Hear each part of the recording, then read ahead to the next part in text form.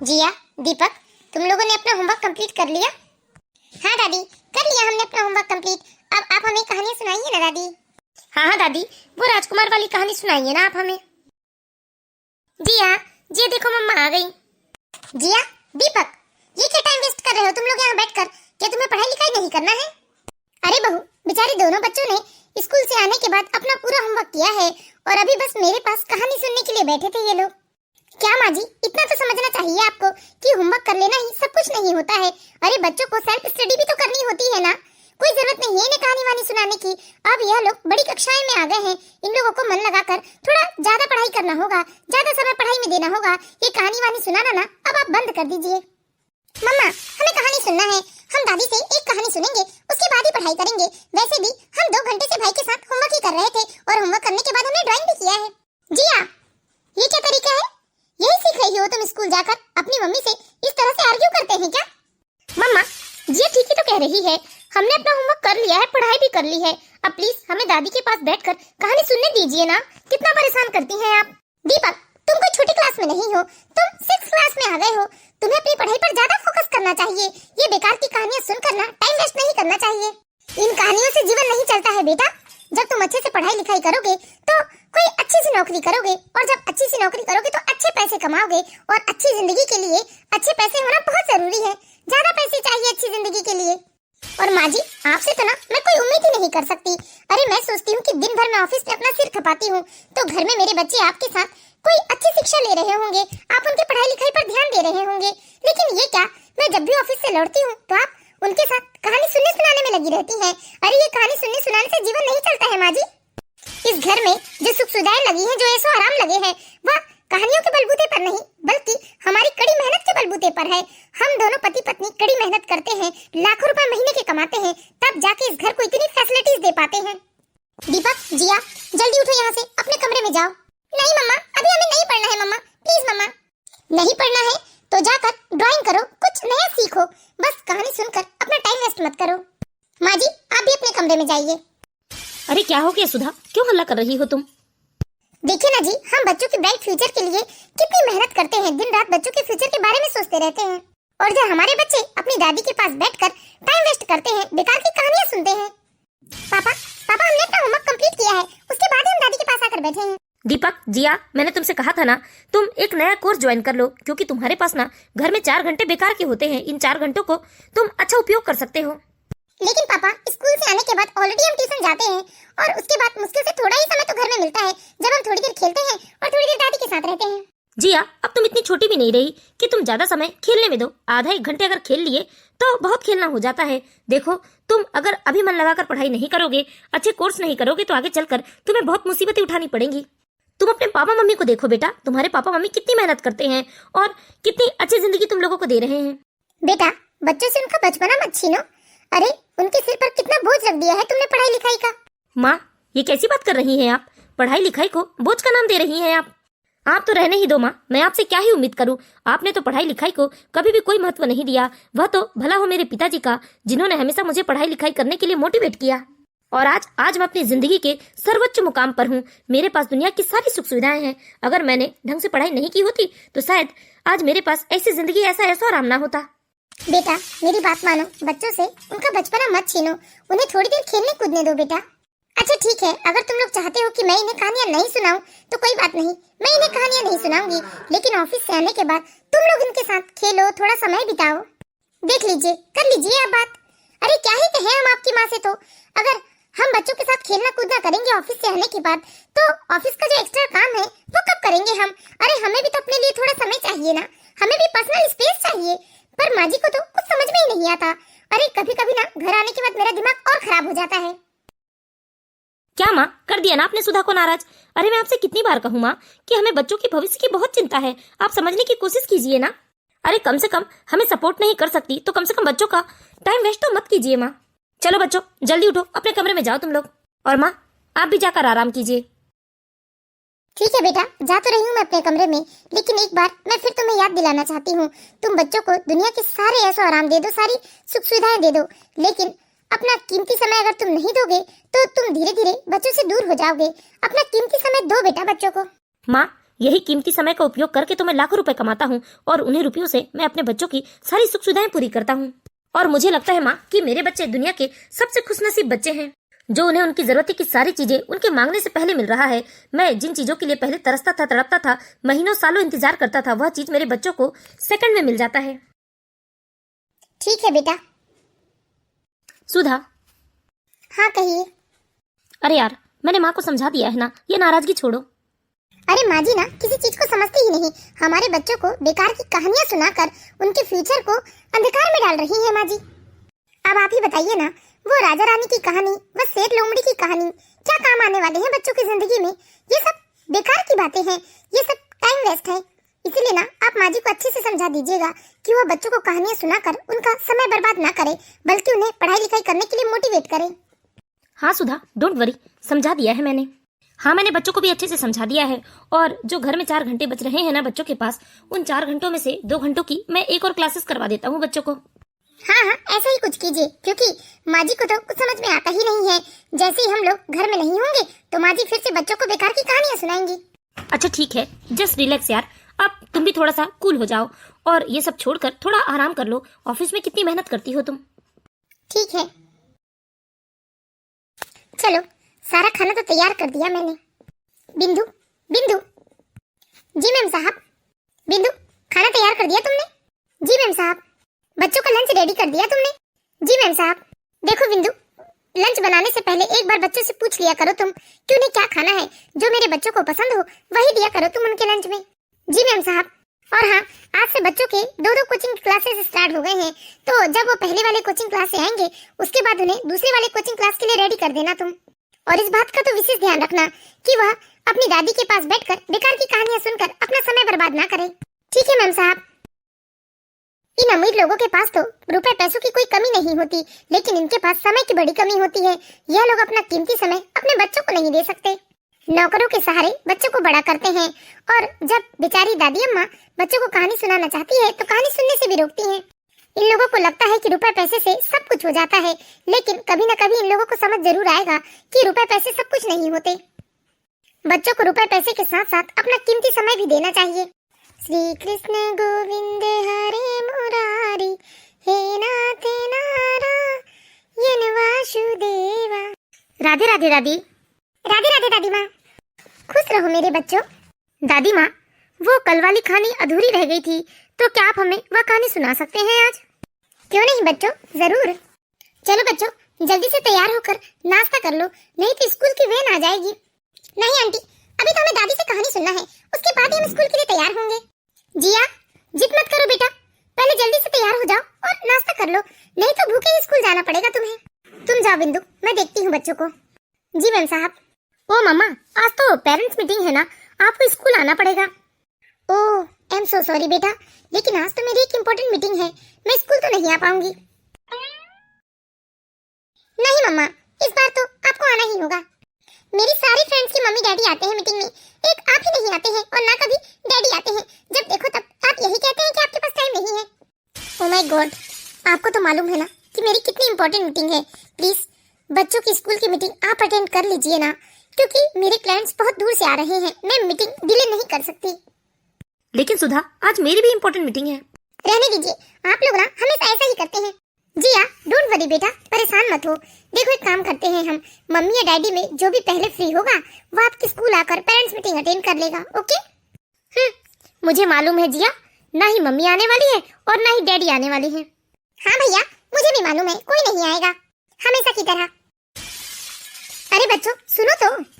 ओह God, लगता है बच्चे नाराज हो गए। हाँ सुधा, बच्चे तो नाराज हो गए, लेकिन हमारी मीटिंग भी तो इम्पोर्टेंट है ना। अरे बेटा, तुम दोनों में से कोई एक तो चले जाओ कम से कम, क्योंकि हमेशा ऐसा ही होता है कि हमारे घर से मीटिंग में कोई नहीं जा पाता है। माँ जी, आपको समझ में क्यों नहीं आता कि हमारी मीटिंग ज्यादा इम्पोर्टेंट है?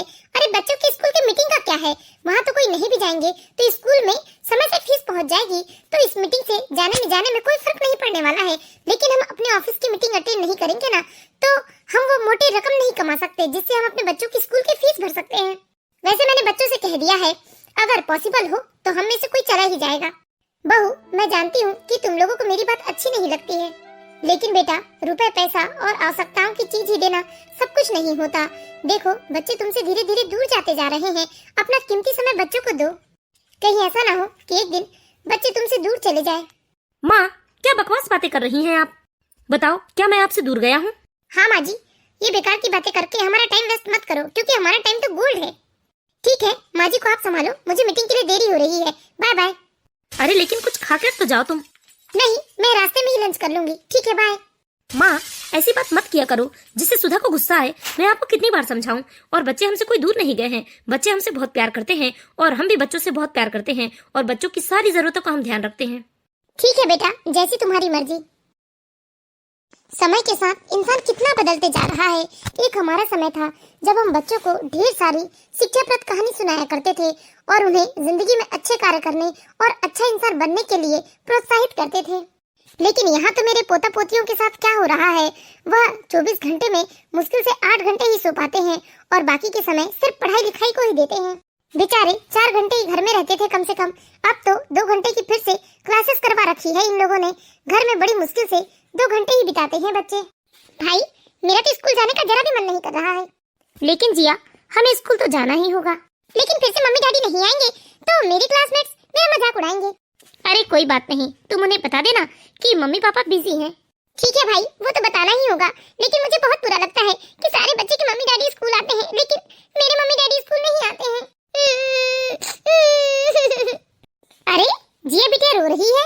हाँ दादी, देखो ना, इस बार भी मीटिंग में कोई नहीं आएगा। दादी, क्या आप मीटिंग में हमारे साथ स्कूल चलेंगी? अरे बेटा, मुझे तो अंग्रेजी भी नहीं आती है, मैं क्या करूंगी तुम्हारे स्कूल जाकर। दादी, मम्मी पापा के पास तो हमारे लिए वक्त ही नहीं है। जब देखो तब यही कहते रहते हैं कि हम यहाँ बिजी हैं, वहाँ बिजी हैं। पता है दादी, मेरी क्लास में पढ़ने वाली सभी बच्चे की मम्मी पापा आते हैं, लेकिन मेरे ही नहीं आते। और हर संडे को बाकी बच्चों के मम्मी डैडी बाहर घूमने भी जाते हैं, अपने बच्चों को लेकर जाते हैं। लेकिन डैडी से कहो तो कहते हैं टाइम नहीं है, और मम्मा से कहो तो मम्मा कहती है कि उन्हें मीटिंग अटेंड करनी है। कोई बात नहीं बच्चों, अगली बार जरूर तुम्हारे मम्मी पापा आएंगे। अब जल्दी से कुछ खा लो और जल्दी से स्कूल के लिए तैयार हो जाओ। ठीक है दादी। बेचारी जिया और दीपक हमेशा अपने मम्मी पापा से शिकायत ही करते हैं कि उनके मम्मी पापा उन्हें समय नहीं दे पाते हैं। असल में जिया और दीपक के मम्मी पापा एक बड़ी मल्टीनेशनल कंपनी में जॉब करते थे और बहुत अच्छी सैलरी पाते थे। जिया और दीपक के मम्मी डैडी हमेशा बिजी होते हैं, इसलिए वो अपने बच्चों के साथ कम समय बिता पाते हैं और हमेशा अपने बच्चों को सिर्फ अच्छा करियर बनाने और अच्छी पढ़ाई करने के लिए मोटिवेट करते रहते हैं। धीरे धीरे समय बीत रहा था। इधर जिया और दीपक बड़े हो रहे थे, लेकिन वह बड़े तो हो रहे थे पर अपने मम्मी डैडी से धीरे धीरे दूर भी जा रहे थे वो। दादी, दादी, अरे बच्चों, तुम लोग ट्यूशन नहीं गए अब तक? तुम्हारे ट्यूशन का टाइम हो गया है ना? दादी, आज ट्यूशन जाने का मन नहीं कर रहा है, मुझे कुछ ठीक नहीं लग रहा है और जिया भी बोल रही है कि उसे भी नहीं जाना है। तो दादी प्लीज आप हमें कहानी सुना दीजिए ना। हाँ दादी, प्लीज कहानी सुनाइए ना। बेटा, अगर तुम्हारे मम्मी पापा को पता चलेगा कि तुम लोग ट्यूशन नहीं गए हो आज, तो वह खामोखा तुम पर गुस्सा करेंगे। एक काम करो बेटा, जाओ तुम लोग ट्यूशन से आ जाओ, उसके बाद रात को मैं तुम्हें कहानी सुनाऊंगी। क्या दादी, रात को भी तो मम्मी जगने नहीं देती है, कहती है कि सुबह जल्दी उठकर फिर से पढ़ाई करना है, इसलिए जल्दी सो जाओ। हाँ दादी, प्लीज कहानी सुना दीजिए ना। ठीक है बच्चों, तो बताओ कौन सी वाली कहानी सुनोगे तुम? दादी, मुझे ना श्री गणेश भगवान जी की कहानी सुननी है। उस दिन जो आपने आधी कहानी बताई थी, उस कहानी को आप पूरी कीजिए। क्या गणेश जी ने ब्रह्मांड के चक्कर लगाए थे? नहीं बेटा, असल में गणेश जी और कार्तिकेय जी के बीच में ब्रह्मांड के 3 चक्कर लगाने की बात हुई थी। तो कार्तिकेय जी तो ब्रह्मांड के चक्कर लगाने के लिए निकल जाते हैं, लेकिन गणेश जी ब्रह्मांड के 3 चक्कर ना लगाकर अपने माता पिता मतलब शिव पार्वती जी के 3 चक्कर लगाते हैं। लेकिन दादी, गणेश जी ब्रह्मांड के चक्कर ना लगाकर माता पिता के 3 चक्कर क्यों लगाते हैं? उन्हें तो ब्रह्मांड के 3 चक्कर लगाने चाहिए थे ना। बेटा, असल में श्री गणेश भगवान जी ने अपनी बुद्धिमत्ता का परिचय दिया था। श्री गणेश जी के अनुसार उनके माता पिता ही उनके पूरे संसार है, इसलिए उन्होंने संसार के 3 चक्कर ना लगाकर अपने माता पिता के ही 3 चक्कर लगा दिए। जिया, दीपक, ये टाइम तो तुम्हारे ट्यूशन का है ना? वो मम्मा, मैं तो तुम लोगों से बाद में ही बात करती हूँ, तुम लोग सीधे अपने कमरे में जाओ। लेकिन मम्मी, देखो सफाई देने की जरूरत नहीं है, मैंने कहा कि तुम चुपचाप अपने कमरे में जाओ, मैं तुम लोगों से बाद में बात करती हूँ। माँ जी, मैं आपसे क्या ही उम्मीद रखूं? मैं आपसे कितनी बार कहूं कि बच्चों को ये बेकार की कहानियां सुनाकर उनका समय बर्बाद मत करो, उनका फ्यूचर अंधकार में मत करो। बताइए, ये बेकार की कहानियां उनके जीवन में क्या ही महत्व रखता है? अरे क्या ही काम आएगी ये कहानियां उनके जीवन में?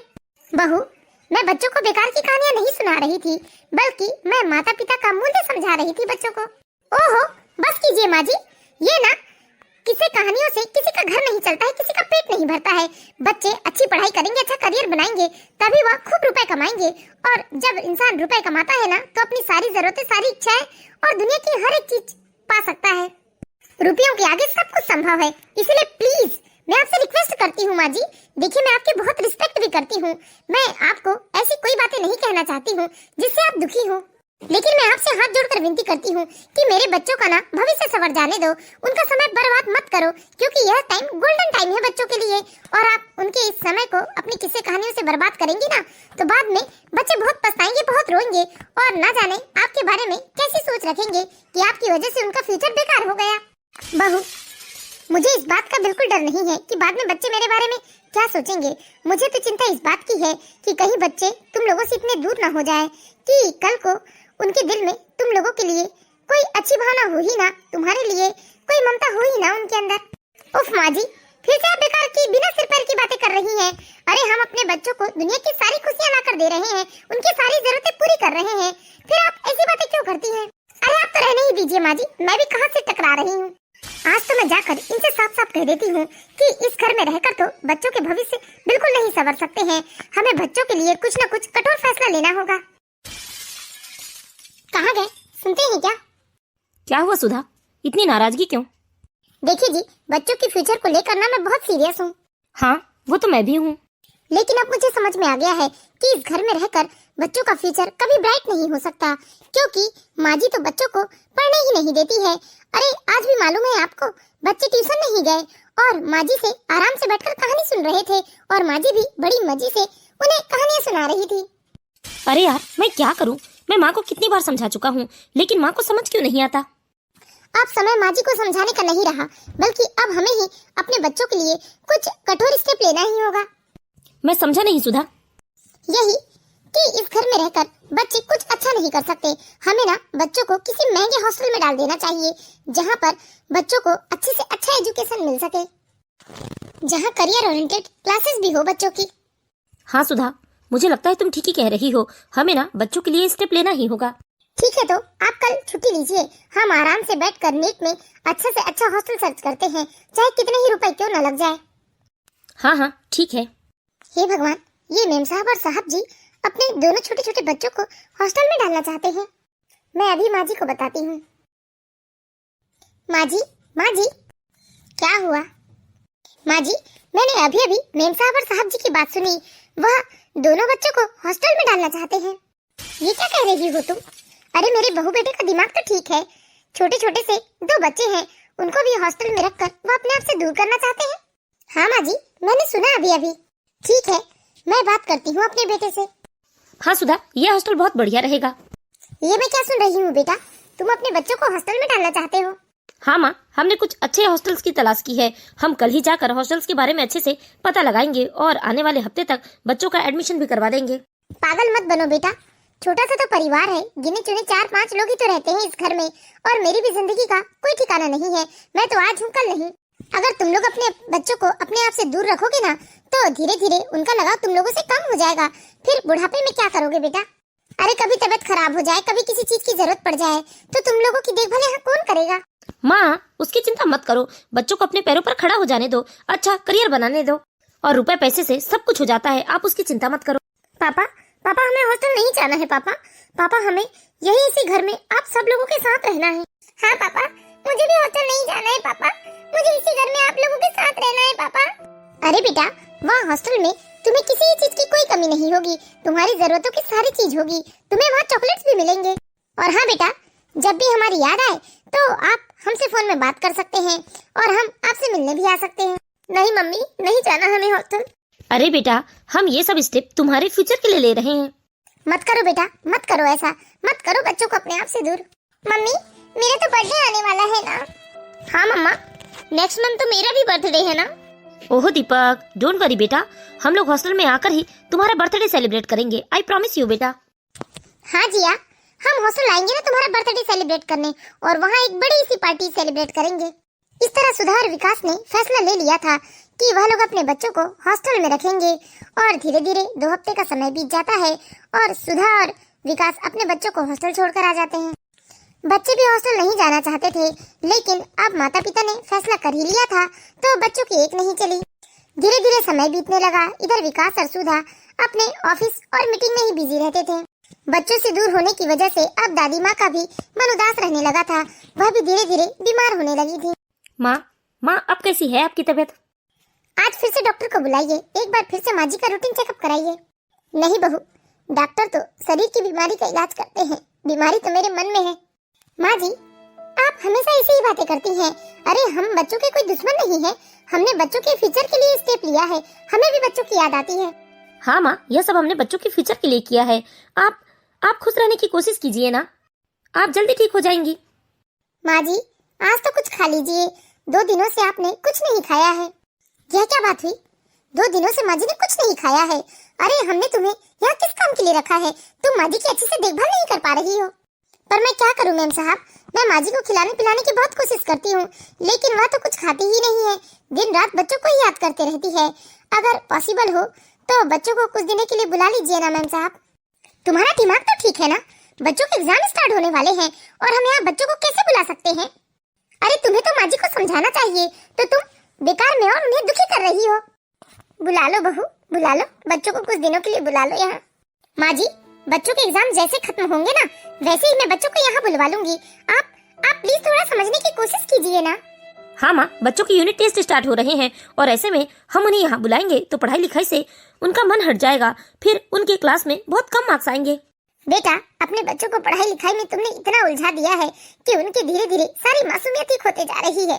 लेकिन कहीं ऐसा न हो कि धीरे धीरे उनकी भावनाएं भी खत्म हो जाए, वह निर्दयी निष्ठुर बन जाए। किताबी ज्ञान के साथ साथ बच्चों में संस्कार होना चाहिए, भावनाएं होनी चाहिए, माता पिता के प्रति सम्मान होना चाहिए, बड़े बुजुर्गों के लिए दया होनी चाहिए। लेकिन आजकल के माता पिता तो बच्चों को सिर्फ किताबी ज्ञान देना चाहते हैं। ओहो माँ, आप फिर शुरू हो गई। हमने कहा ना, बच्चों की यूनिट टेस्ट जैसे ही खत्म होंगे वैसे हम बच्चों को यहाँ बुला ले आएंगे। Vikas, I am already late.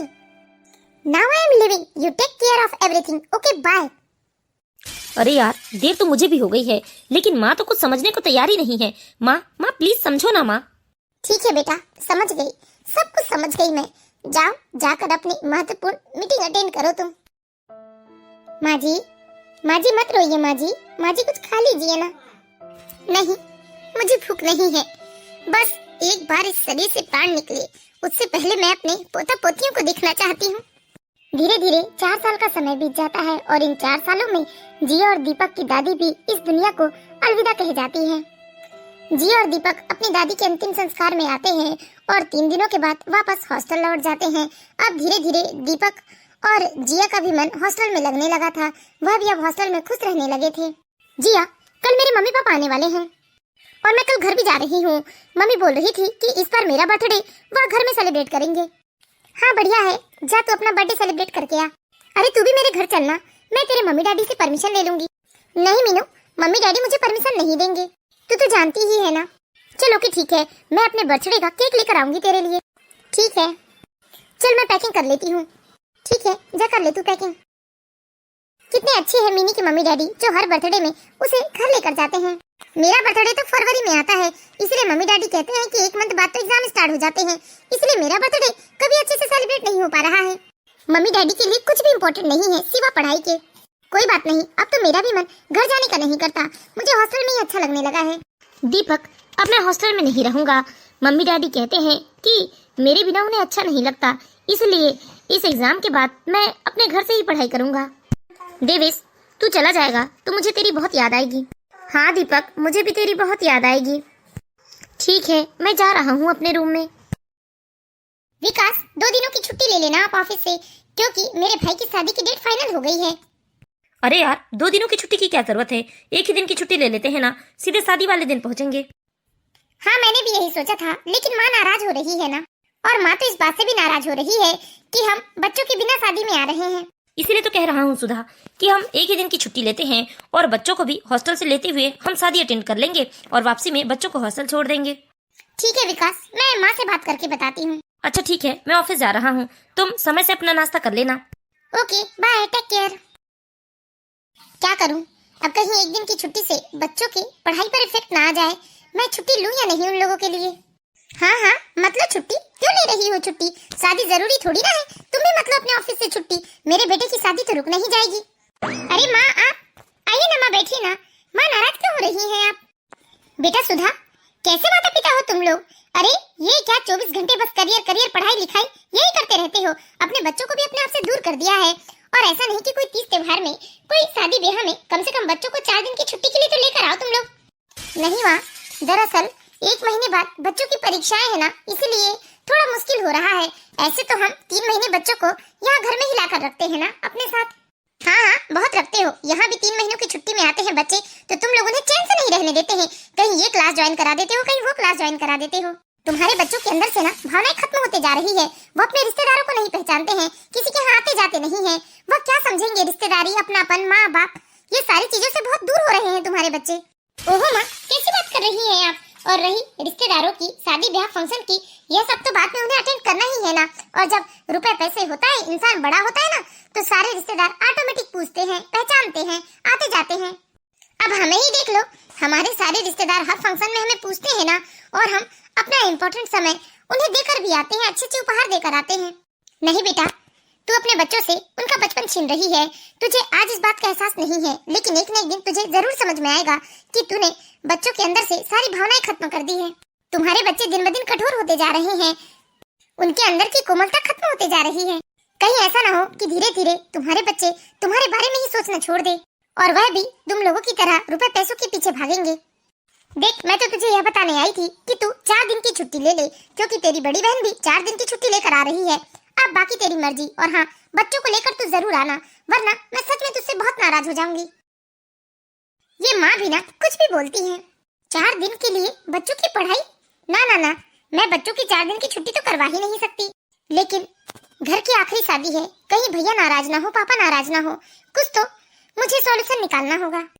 अब सुधा अपनी माँ की बातों से थोड़ी परेशान हो जाती है और वह सोच में पड़ जाती है कि वो अपने बच्चों की छुट्टी करवाए या ना करवाए हॉस्टल से। तो दोस्तों, ये कहानी का पहला भाग था। यदि आप लोगों को यह कहानी पसंद आई हो और इस कहानी का दूसरा पार्ट देखना हो, तो प्लीज आप कमेंट बॉक्स में जाकर प्लीज नेक्स्ट पार्ट हमें कमेंट कीजिए। हम जल्दी इस कहानी का दूसरा पार्ट लेकर आएंगे। तो हम आशा करते हैं दोस्तों आप लोगों को यह कहानी जरूर पसंद आई होगी। कहानी अच्छी लगी हो तो प्लीज इस वीडियो को लाइक कीजिए, और इसी तरह की मोरल स्टोरीज देखते रहने के लिए हमारे चैनल संस्कार की सीख को जरूर सब्सक्राइब कीजिए।